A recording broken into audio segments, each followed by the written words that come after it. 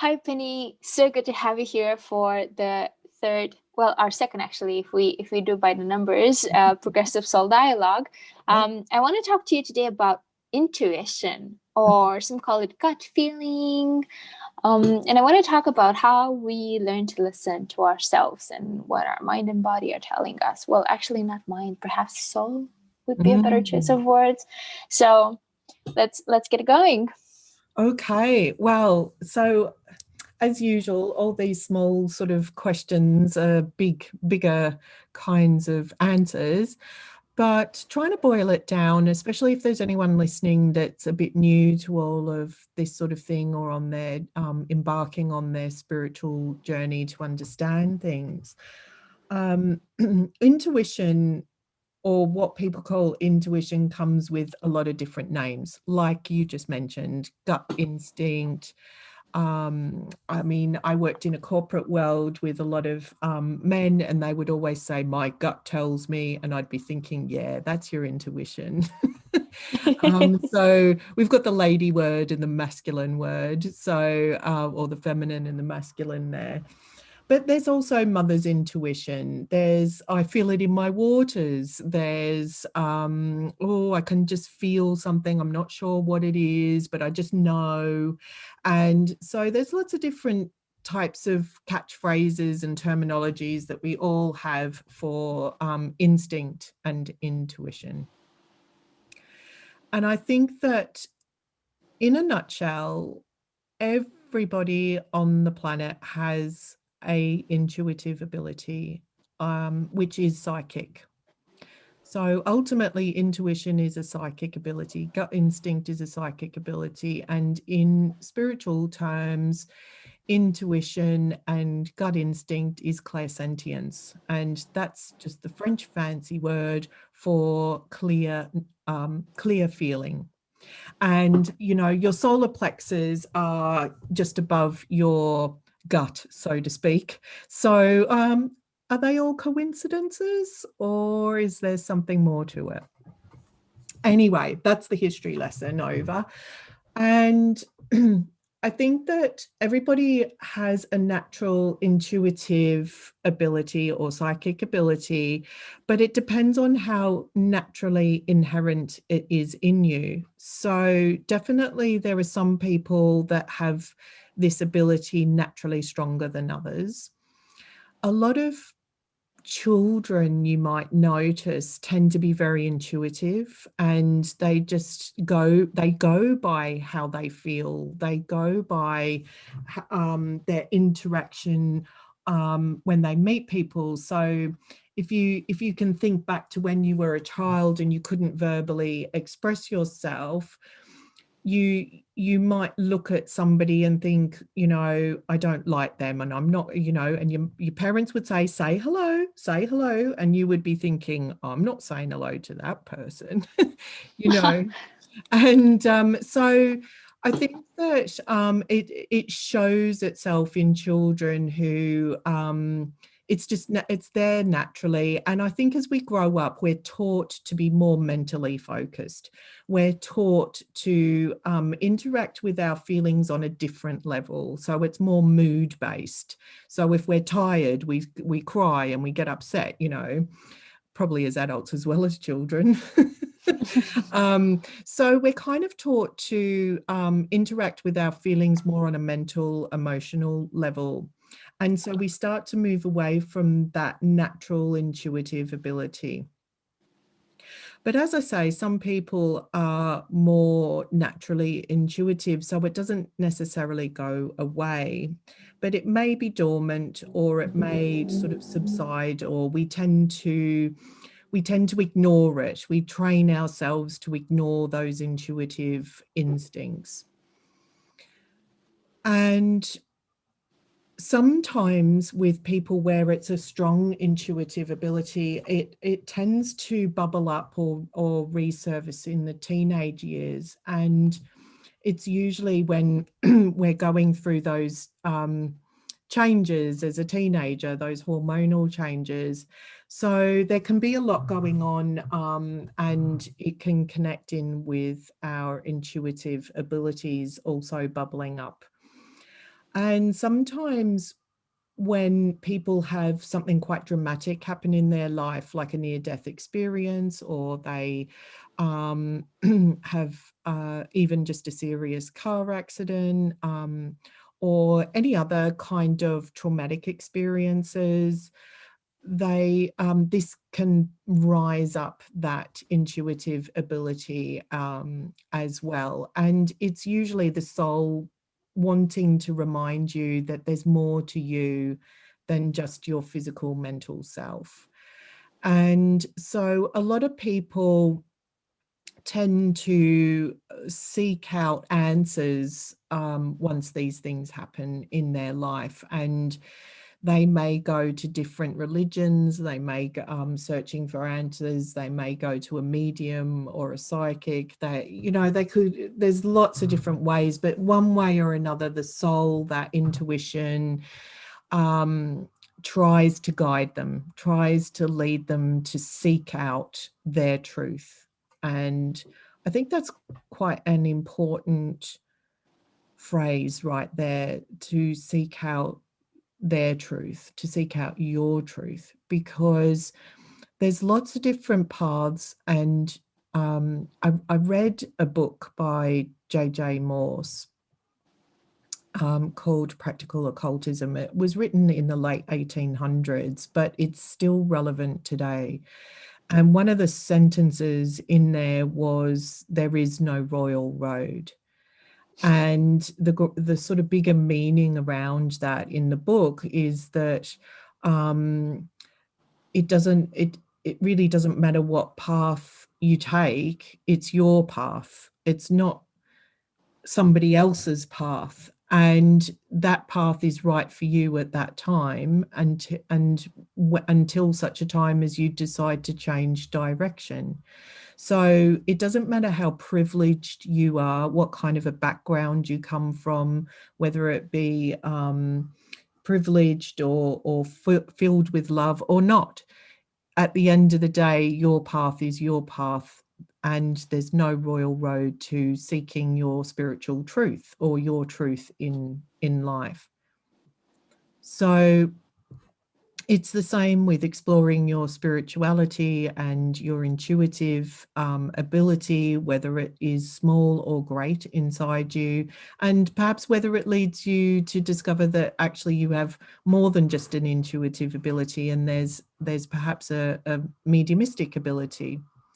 So as usual, I tend to wander off when you ask me questions, and and I hope I'm in some way answering what you're asking. But yes, I do believe everybody has an intuitive instinct. It's just whether you've suppressed that through the teachings in life, or whether it's so naturally inherent in you, it's bubbled up and keeps sort of reminding you, hey, I'm here, listen to me. I think you asked, how do we listen?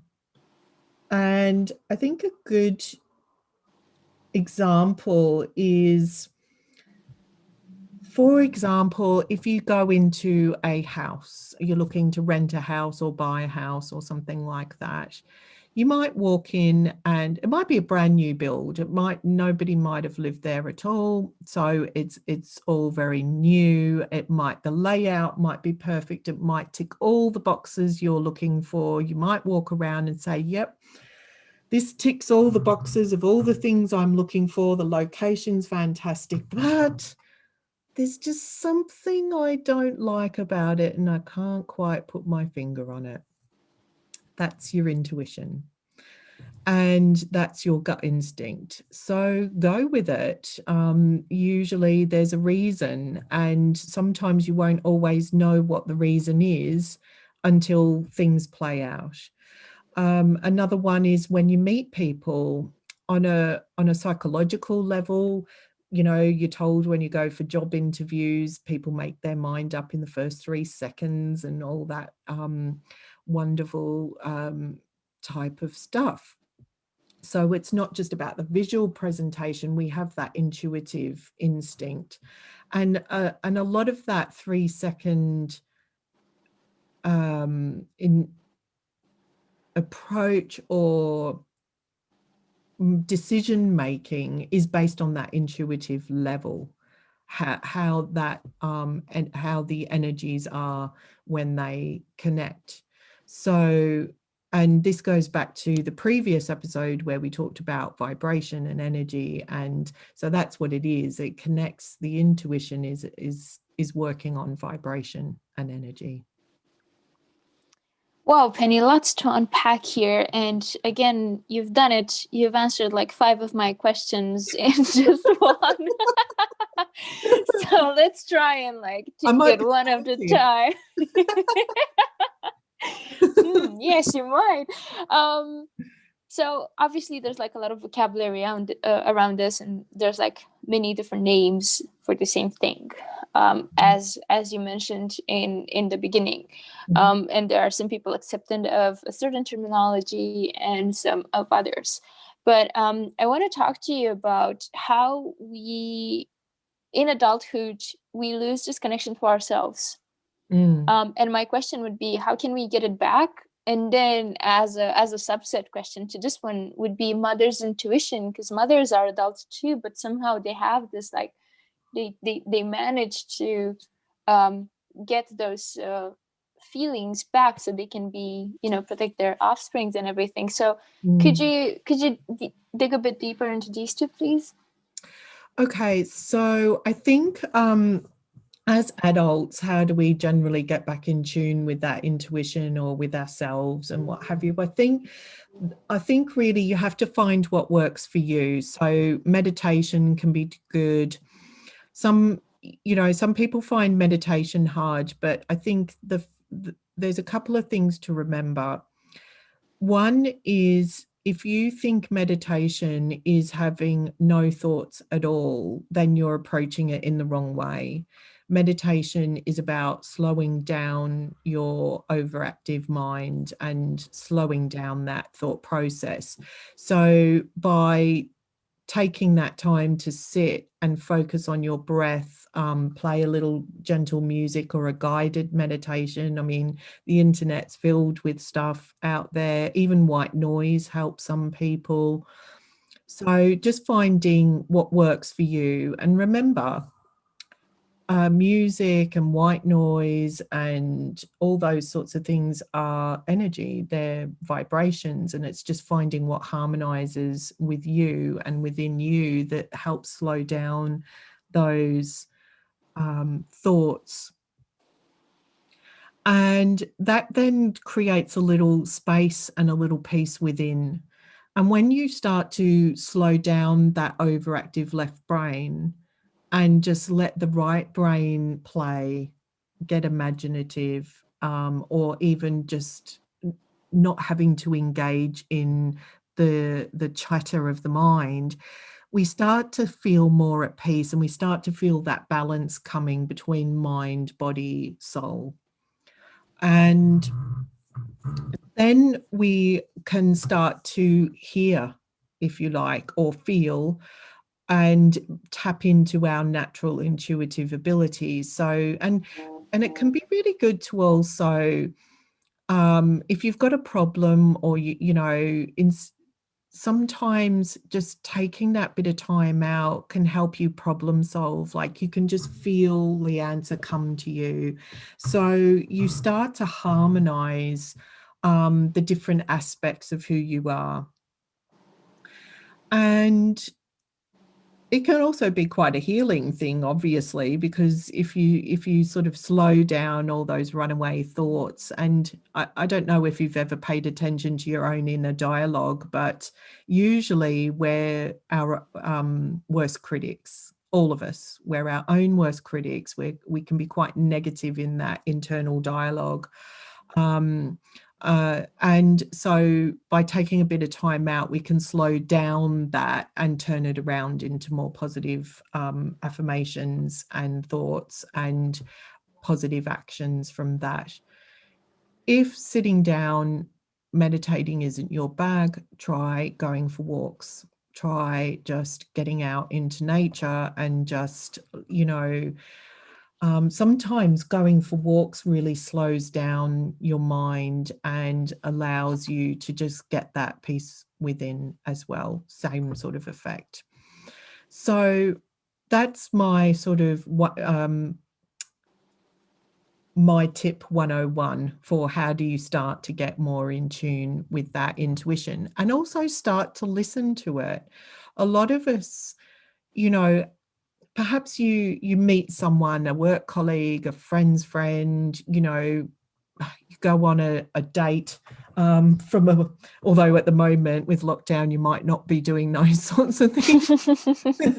But let's say we're in the good old days before lockdown, you might go on and, you know, meet someone on the internet and go on a date.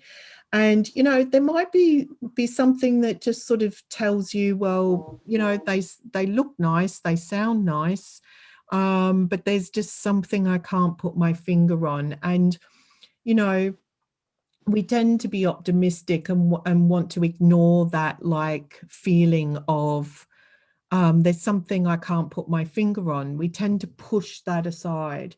So if you have that, pay attention to it because there's a reason. And more often than not, if you listen to friends who perhaps go on these dates and things and they say, oh, you know, it was this, was that, it was fine, but there was just something I can't quite put my finger on. And then it gets further down the line and it turns out it wasn't the best connection. So it's subtle, but it's there. And I think that's what's important to remember. Listen to that subtle feeling and put it into practice and see how your experiences change. So when it comes to mother's intuition, I think mothers tend to have that connection to their children because obviously they carry the children in the womb.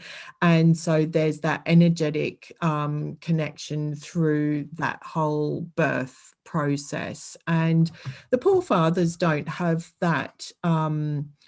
You know, as strong a connection. Although I do think that men nowadays are a lot more wanting to be a lot more involved in the pregnancy process and, you know, try to connect and do their best to be more involved in that way. So I think there are men out there that probably have dad's intuition as well. So I don't want to exclude dads from the mother's intuition because I think it should be parents' intuition really nowadays. But I do think it's to do with that love connection and that sort of being you in that perhaps in that pregnancy process. There's a lot of mental, emotional, and physical connection. And that's energy and that builds up. And so what tends excuse me, what tends to happen is mothers have that natural connection, but I think fathers are starting to as well, that when the children are born, there's that vibrational connection. And you know, there's lots of different ways in which parents can have that intuitive connections. Aside from the feeling, there can be precognitive dreams. There can be just a knowing something's not right. All kinds of things. So um, and parents tend not to dismiss those feelings because I think probably through the child growing up, it gets put into practice a lot more, and then they start to listen to it. So it might not be a conscious thing, but a subconscious thing that they start to pay attention to a lot more, and they get proved right more often that if they listen to that, there is a reason. And whereas perhaps other people who may not have that um, parent child connection, it's a lot easier to suppress those feelings and not put them into practice. So I hope that answers what you was. Yeah, I think it does. Tying intuition in with what we were talking in our other dialogues about energy and intentions. Mm, How do we get? How do we go about getting better at listening to our intentions and what we set ourselves to do? Because sometimes I feel there's like this I don't know how to call it. There's like this space, this distance between what we feel we should do and what our mind tells us to do. So how mhm. do we get better at syncing those two and making sure we're in alignment with ourselves, and listen to ourselves basically? Mm. Well, I would say that in the mental space, we tend to the mental tends to be more connected to um, the physical in the set and the material world, materialistic things. I want this, I want that. I want to win the lottery. I think everybody wants to win the lottery, you know, and there's really only a very finite percentage that do on a logical level, but hey, we still keep going at it. And so I think that part of it is mentally we focus on what we want or we focus on what we don't have. So we tend to focus on, well, I've got a small house, but I want a bigger house. So, or I want an Audi, not a Volkswagen. You know, so we tend to focus on what we don't have. And part of the intention setting and part of that working towards what we do want to bring into our lives is about focusing on the positives, what we do have, and what we would like to bring towards us. So, you know, being grateful for having a Volkswagen, for example, and being really delighted with that, and knowing that you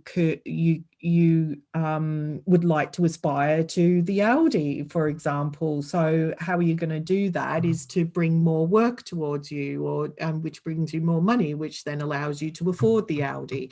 So it's focusing on the things that you would like to bring towards you in a more positive way rather than what you don't have.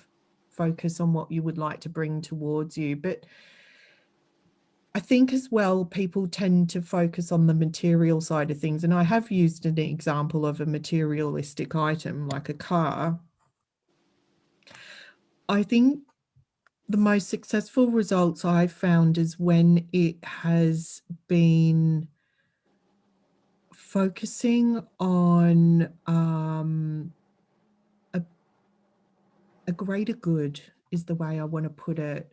So I used an example in our previous dialogue about I really want to be in a job that makes me happy and gives me enough money to give me what I need. So it's not sort of saying, I want this type of car, I want this type of house, I want this, I want this, I want this. It's just saying, I just really want to be happy and I want to have enough money to be happy, you know, and then being grateful for what you do have.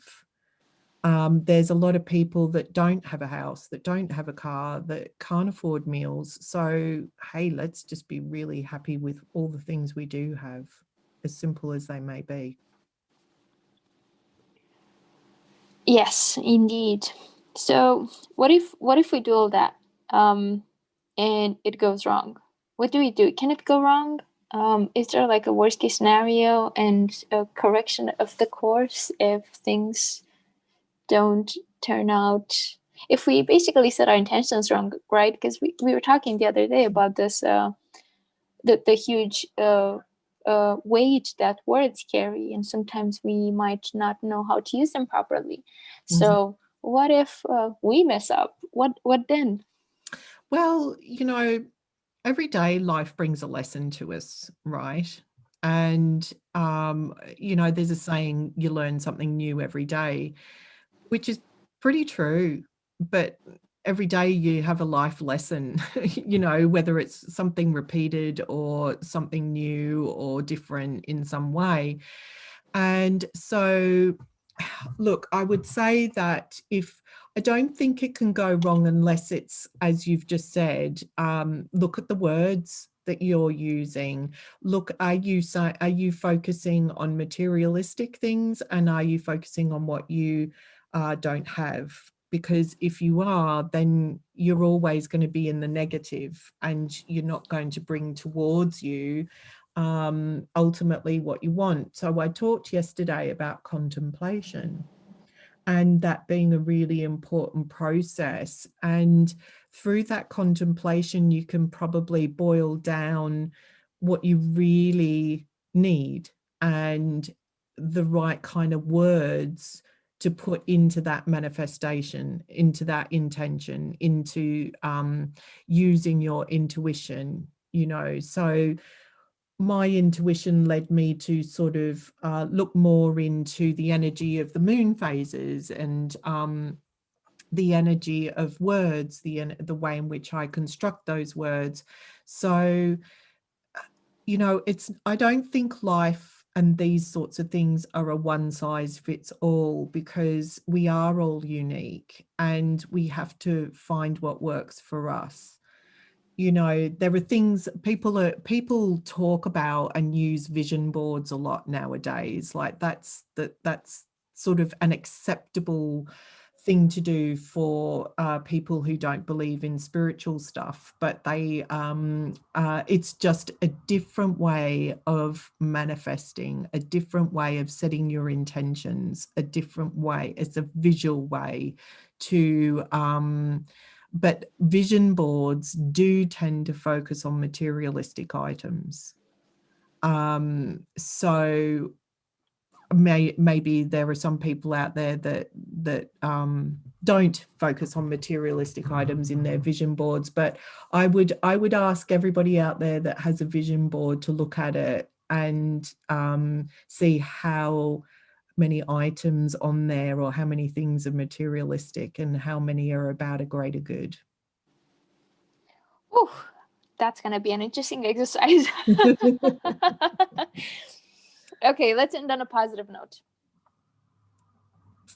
Okay, so I can feel you looking at me like I need to turn this around somehow or something. Yes. But but I think that look, let's remember we're not just there's not just the mental aspect to ourselves, there's a physical aspect to ourselves, and there's the spiritual aspect to ourselves.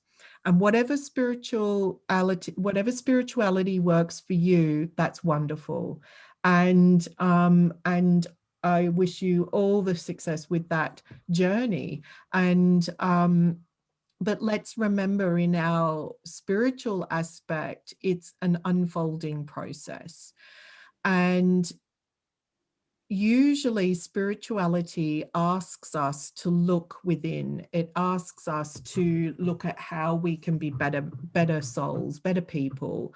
And that therefore helps our mental process, and that therefore helps our physical slash material world. So if you were feeling good on the inside, it resonates out. And if you feel good and grateful for all that you have, and then that will resonate out and bring more things that you would like to have in your world. And then like attracts like. So I would say be grateful, and you will find a more positive energy towards all the things, including material items. Thank you, Penny.